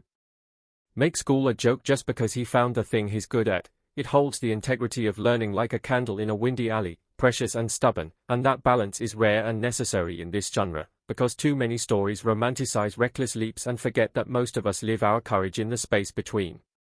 Another favorite hour of mine is a festival episode that doubles as a stress test for the company, a campus-wide event that means sudden spikes in demand and the lure of making a name by doing what no one else can, and it's filmed like a heist movie, not because there's a crime but because there's a plan with too many moving parts, and the joy of watching competence under pressure is as real as any jewel heist. Boxes sliding down rails made from borrowed metal rods, volunteers recruited with a smile and a promise of steaming buns at dawn, and a close-up of hands washing ink off after writing so many delivery notes the skin remembers the letters, and in the middle of this, a romantic beat so small it nearly disappears, a hand offered to help someone up a step, refused, then a second later accepted when pride gives way to exhaustion, and if you blink you miss it, but the show doesn't. It holds it just long enough to teach you the grammar of consent and dignity. People will ask about the time travel rules, because they always do, and the series' answer is a gentle shrug that turns into an ethic. It's less concerned with paradox than with responsibility. You aren't going to get a flowchart of cause and effect mechanics. You're going to get the slow ache of trying to do better without turning into a tyrant over your own fate. And if that frustrates you, the show trusts it will frustrate you into the right questions, the ones that matter most when the credits roll. What do I owe the person I used to be? What do I owe the people who love me even if their idea of me is a version I don't fit anymore? And how do I keep my success from becoming someone else's collateral damage? And those questions are the ones that keep the series lodged under your ribs long after the whodunits and howdunits have faded away. There is comedy that isn't cute, and I mean that as a compliment, humor that emerges from competence as often as from chaos, the moment when they try to train a new hire who nods at every instruction and then reveals, deadpan, that he has a photographic memory for faces but not for addresses. The running commentaries of the resident cynic who insists on predicting everything that can go wrong and then jumps off his chair whooping when he's wrong. The long-suffering security guard who treats the team like his messy children and enforces rules while smuggling them kindness in the form of an extension cord when the power outlets in the hallway are all spoken for, and you end up loving them not because they are quirky but because they feel true, the way real teams are. A mess of skills and moods that somehow net out to more than their parts. When I think about what this show means in 2026, I think about fatigue, cultural fatigue, the heavy blanket of a decade that asked too much of too many, and how refreshing it is to watch a narrative that keeps recommitting to hope without blinding itself to hard edges, a story that doesn't pretend the future will be kind but insists we can be, and the response online bears that out, not in the shallow metrics of trending tags, though those popped in predictable waves, but in the depth of the comments, the way people wrote to each other. You can see that viewers used the show as an excuse to talk about their own restarts, the career change that felt like an admission of defeat until someone reframed it as evolution, the apology someone owed a person from their own past and finally sent at 3 in the morning because the series made courage feel plausible in small doses, and it's hard to beat that as a metric for success, the number of private lives nudged by a public fiction. There's a visual poem that recurs when the narrative needs to remind itself what it is about, this motif of hands, hands passing things, hands fixing, hands holding, and whenever the show loses the plot for a minute, as long-form stories sometimes inevitably do, it returns to hands, not faces, as if to say, here is work, here is love, here is the proof that we existed and did something besides talk about doing it. And the last time it uses this, in a finale that is both generous and maddening. Because it knows what to reveal and what to save, I felt that gentle knife in my chest that means a story has told you the truth, and there's nothing to do with that truth but carry it into your day. I'd be remiss if I didn't note how the script treats failure, because the temptation in a second chance narrative is to sandpaper failure down to a montage, but we get the long, ugly, embarrassing kind, the cancelled contract that spirals into a cash crunch, the public scolding when a delivery goes truly sideways and somebody important decides to make an example of the little guy, the fracture between friends that doesn't heal when one says sorry the first time, and what's radical is that the show doesn't fetishize suffering, it doesn't turn pain into spectacle, it lets us sit with it, neighbors in discomfort, until the next right action becomes slightly visible, and that restraint might be the bravest thing the writers do. As for direction, the show excels at negative space, the careful staging of what's not in the frame as much as what is, the empty chair in the corner of a dorm room that reminds you someone left, the half-eaten bowl that tells you a phone call wasn't good news, the way a notice board full of microflyers can whisper the entire economy of a campus, every tutoring hustle and band audition and urgent need telescoped into a rectangle of paper that curls at the edges, and as you learn to read those signs you become a citizen of the show's world, participant rather than a spectator, and that investment pays off in a finale that refuses to translate everything, trusting you to know the language by now. The more I rewatch, the more I notice the choreography of motion through doorways, how characters cross thresholds literally when figurative thresholds loom, how Hansheng hesitates before stepping into rooms that represent responsibility he didn't hold the first time around, how Yuchu moves like water around obstacles, not because she's passive but because she knows the route, how Rengyu bursts in like a sudden key change and leaves you breathless and a little braver because of it, and if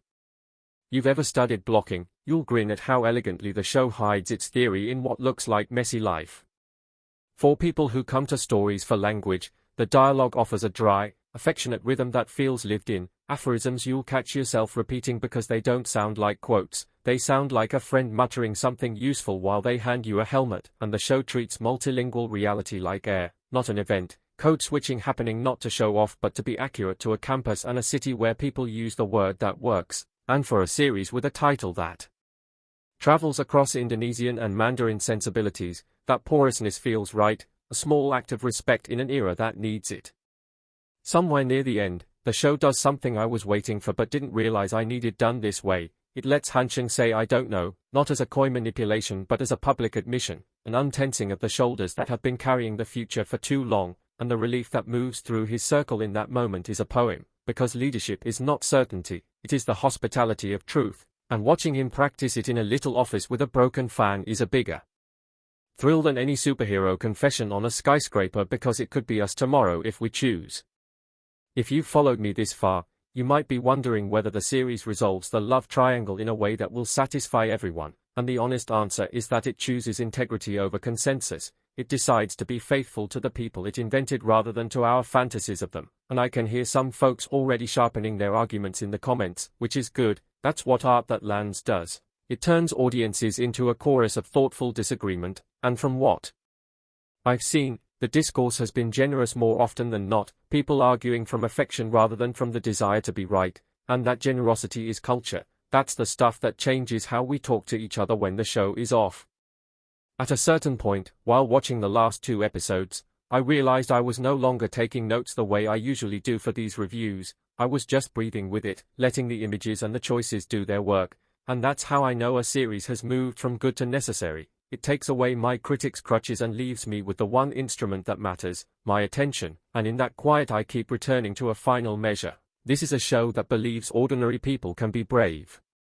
And that bravery doesn't always look like a shout, sometimes it looks like a schedule kept, a boundary held, a kindness extended past convenience, a dream traded for a responsibility because love asked, and there is nothing small about that, in 2026 or any year. As I think about who should watch this, I'm tempted to say everyone, but that's not helpful, so I'll say this instead. If you have ever wanted to go back, if you have ever wanted to make one decision differently even if you know the ripple would be enormous, watch this, not because it will confirm your fantasy but because it will complicate it in the most tender way, reminding you that the only thing we ever change with certainty is ourselves, and that this is not a consolation prize, it is the prize, and it is available without a time machine, which is the best news a story like this can deliver. Somewhere, late in the season, there's a line not spoken but acted, a choice made without a lecture to frame it, that I won't spoil but will honor by paraphrasing its essence. It says, be loyal to the future version of yourself who will have to live with this, and if that isn't the beating heart of Oops, Terulang lagi, I don't know what is, a devotion to the idea that our better selves are not gods we pray to but neighbors we're going to meet, and we owe them a livable street. I can see the grey light of a campus morning as I say this, students yawning their way into adulthood, scooters coughing into life, the smell of steamed buns and rain and printer ink, and there's Hansheng, somewhere in that waking city, deciding again to be better at being himself, and there's something holy about the ordinary of it, so much so that when the show asks if second chances are miracles or work, it answers in the only honest way, yes, and yes, which is to say, come see, come remember, come practice, and then go do, because the future is calling and the past is not a jail but a map with coffee stains and fingerprints, and somewhere on it is a little ink star next to a campus name and a scroll that says Rocket 101, and if you tilt it to the light just right, you can see your own name in the margin, written by a version of you who believed you'd read it when you were ready.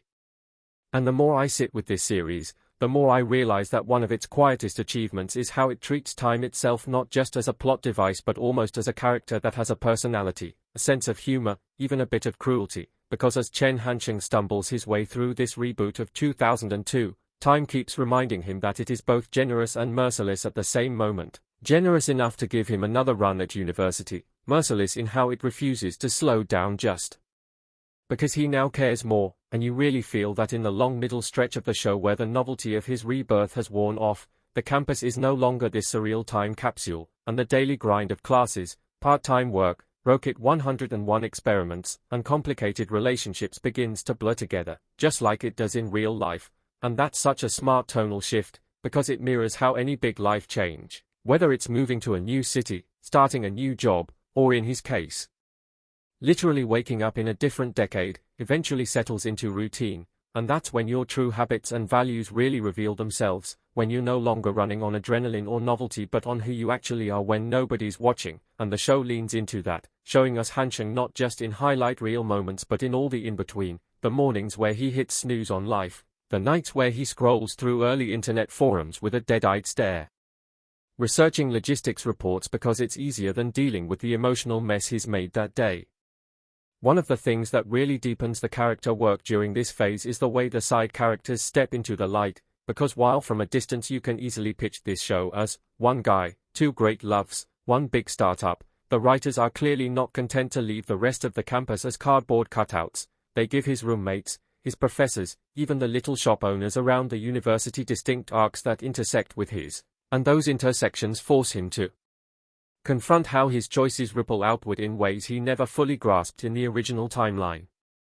Take his roommate, the one who's always joking about being broke, making light of skipping meals, talking big about getting rich one day but quietly stuffing unpaid bills into a drawer. In Hansheng's past life, that guy was comic relief, someone he liked but didn't take seriously, and he remembers, like a ghost memory, the moment he found out that this roommate had dropped out without saying goodbye. Just a cleared-out bunk and a bitter rumor about family debt, and that memory haunts him now.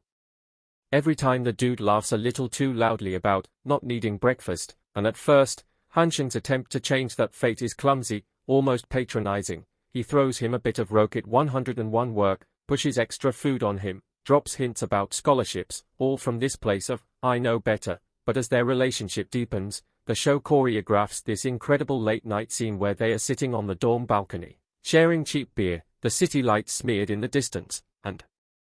the roommate finally snaps, asking Hansheng why he's suddenly so interested in his life, accusing him of treating him like some kind of charity project or puzzle to be solved, and it hits like a slap, for Hansheng and for us, because we've been cheering for his good deeds, without questioning how much they're really about easing his own guilt over past inaction, and that conversation becomes a turning point. Instead of trying to stealth manage everyone's fate from behind the scenes, he starts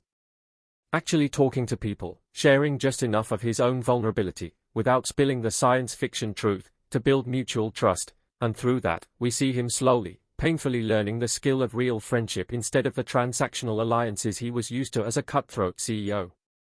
Then there's the professor who, in the original line of time, dismissed his wild business ideas and later became a minor footnote in his success story, but here, armed with perspective, Hansheng pays closer attention in class, catches the subtle way this older man talks about the boom and bust cycles he's seen, the way his eyes glint with something like regret when he mentions students who flew too close to the sun, and instead of seeing him as an obstacle to be outsmarted, Hansheng starts to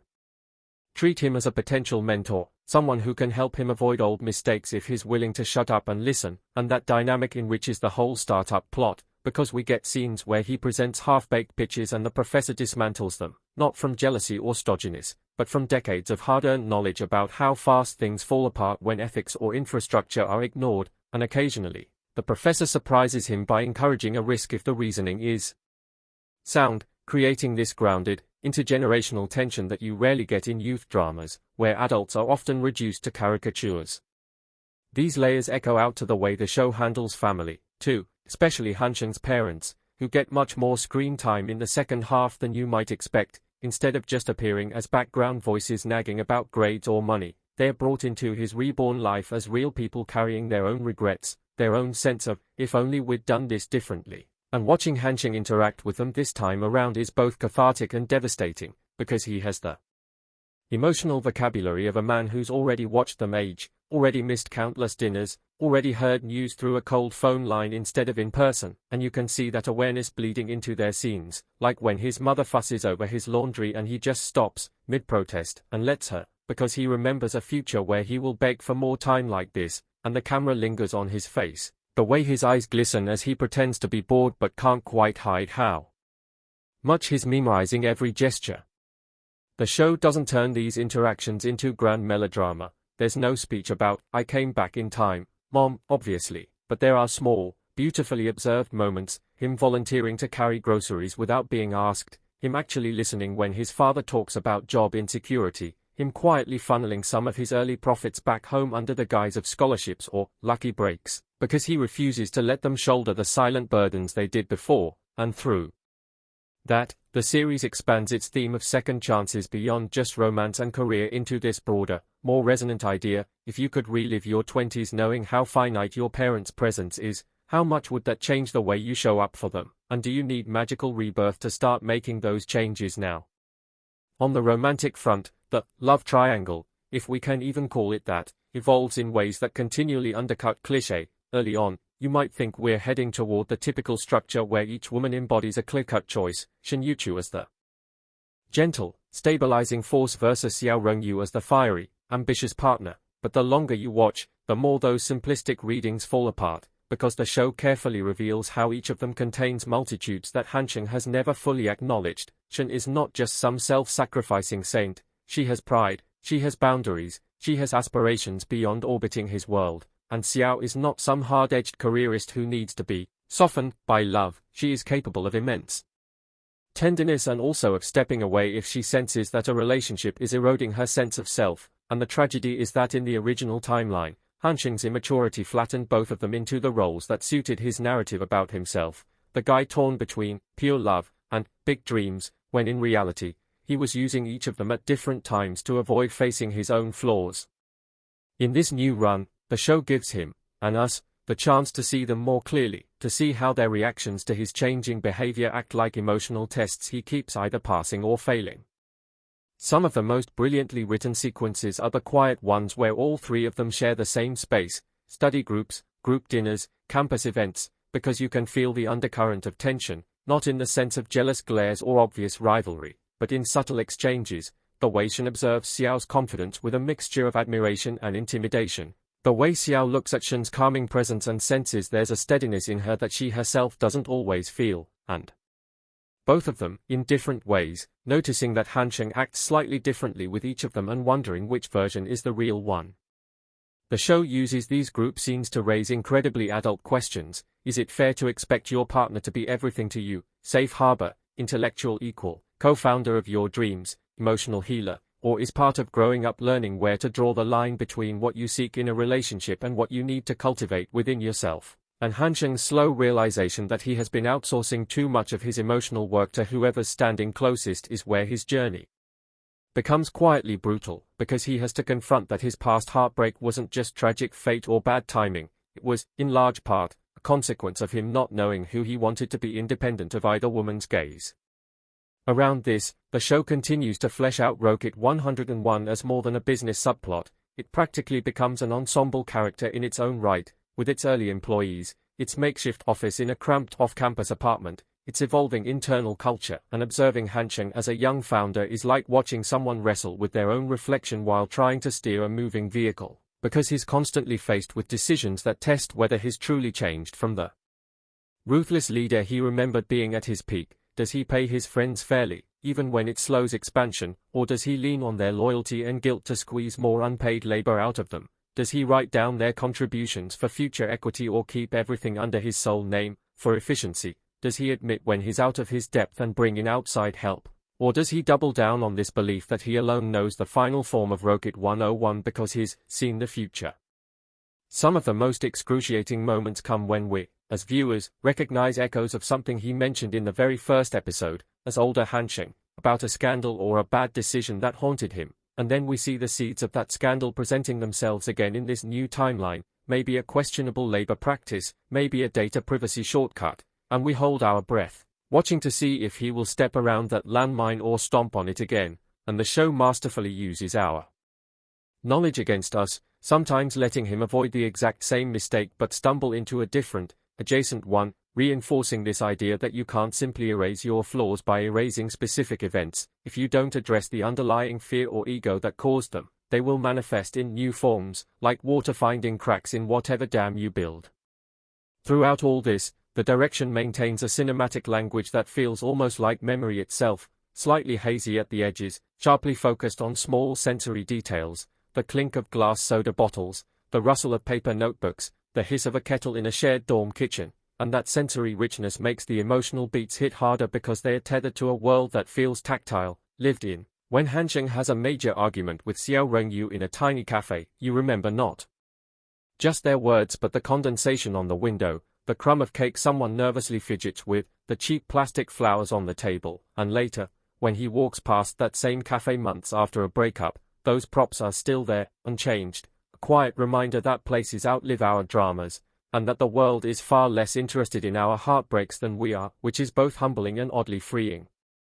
And speaking of heartbreaks, one of the bravest choices this show makes is giving both Shen Yuchu and Xiao Rongyu their own moments of walking away, not as plot twists to shock the audience but as fully motivated, painfully understandable decisions that come from them finally believing what they see instead of what they hope Han Sheng might one day be. There's a scene where Shen, after months of little disappointments and quietly swallowed hurts, simply tells him in the most gentle but firm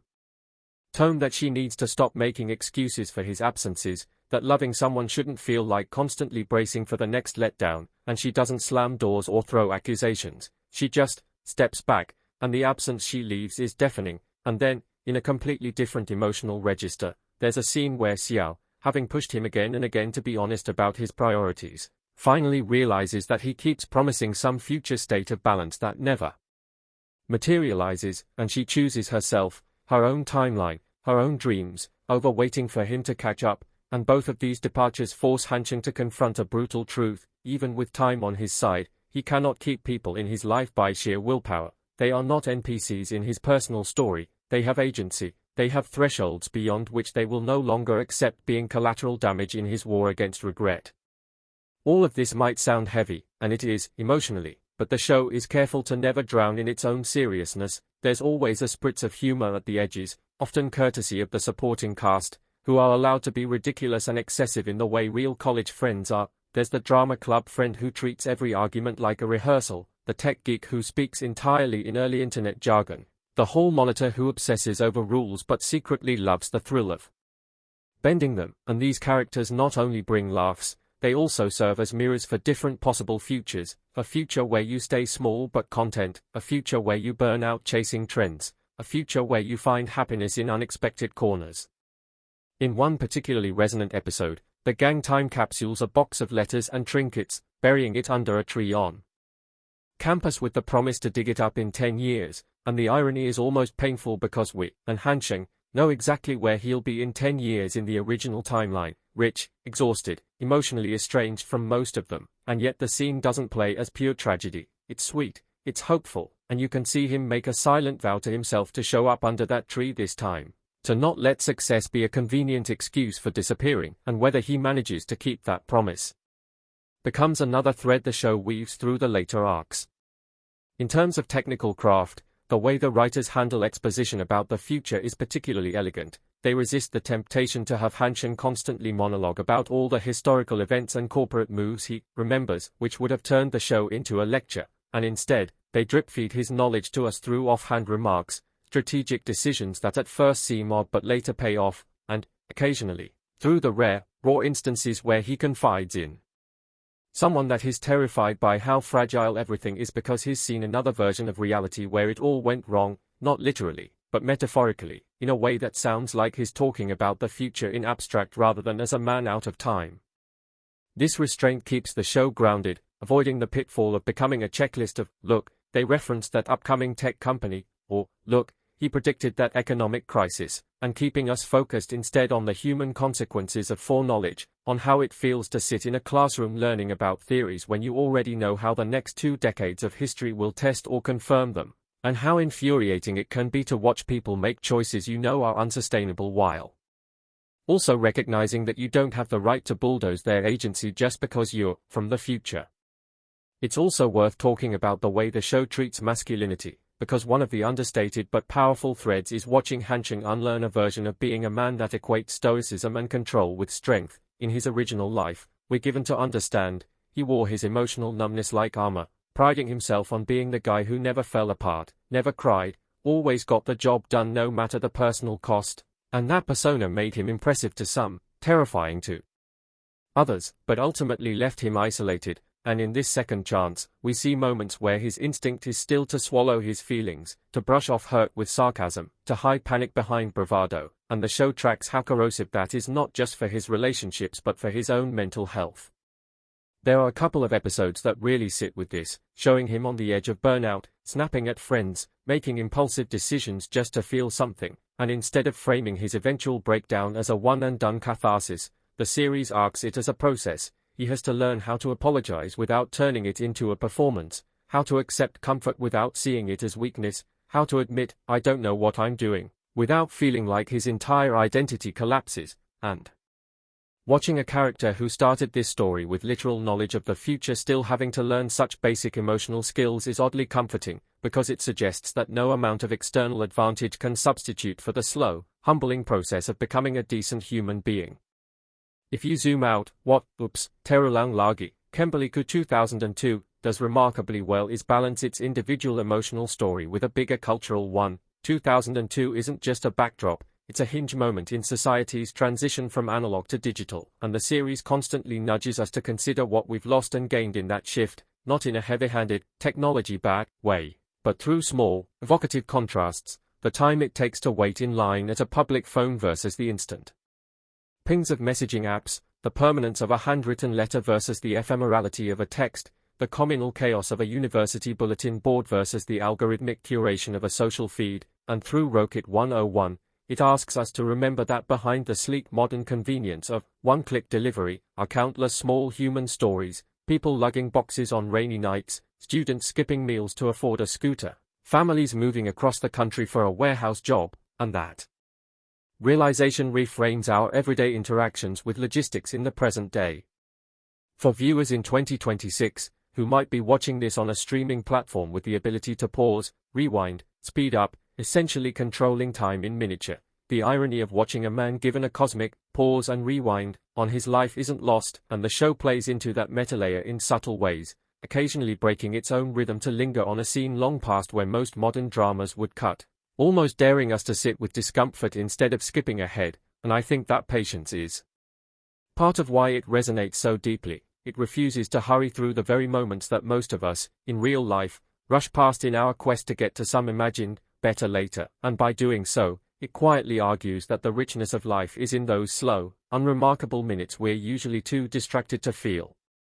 By the time you reach the final episodes, you might find yourself looking back at the early, innocent days of 2002 in the show with a strange ache, not because they were simple, they weren't, even then, but because you've now watched these characters accumulate years of emotional weathering in what, for us, has been just a handful of hours, and that compression mirrors the way adulthood sneaks up on us outside the screen. One day you're figuring out how to juggle classes and clubs, the next day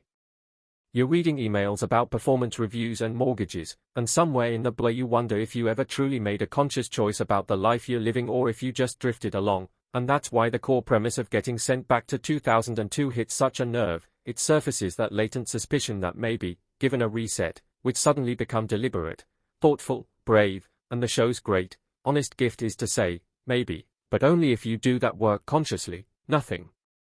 magical about the clock turning backward will save you from yourself.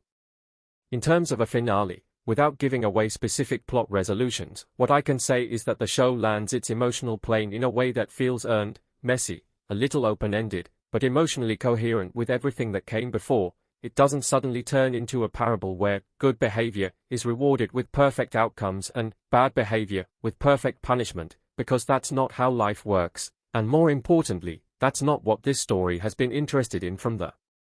beginning.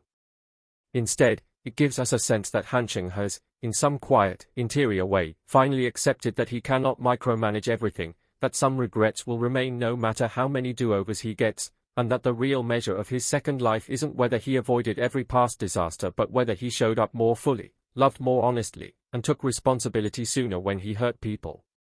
In one of the last scenes, there's this simple, almost mundane image of him helping load a stack of packages onto a truck. No grand corporate office, no triumphant stock market bell, just cardboard boxes and sweat, and as he watches the truck pull away toward an unseen destination, the camera lingers on his face, and you can see both the young man and the older one in his eyes, both the dreamer and the one who's been burned, standing together in that moment. At peace not because everything is resolved but because he's finally okay with not knowing exactly how every story will end, and that, for me, is a more radical, more mature closure than any glittering success montage could offer. So when the credits roll on, oops, Terulang lagi, Kembali 2002, you're left not so much with the sense that you've watched a clever twist on the time travel genre, though it absolutely is that, but with the sensation that you've spent hours living alongside someone wrestling with the same questions that haunt so many of us in quieter ways. Did I waste my youth? Did I love the right people well enough? Did I chase the right dreams, or did I just chase the most convenient ones? And maybe most importantly, what am I going to do with the time I have left, knowing I don't get Hunching's cosmic mulligan? And if a series can entertain you, move you, make you nostalgic, and still nudge you toward that kind of introspection without ever feeling preachy, that's something special, something worth sitting with long after you close the laptop or turn off the TV, something that might even change the way you show up the next time you're tempted to ghost a friend, skip a family dinner, or shrug off a small kindness you could easily do today and might regret not having done tomorrow.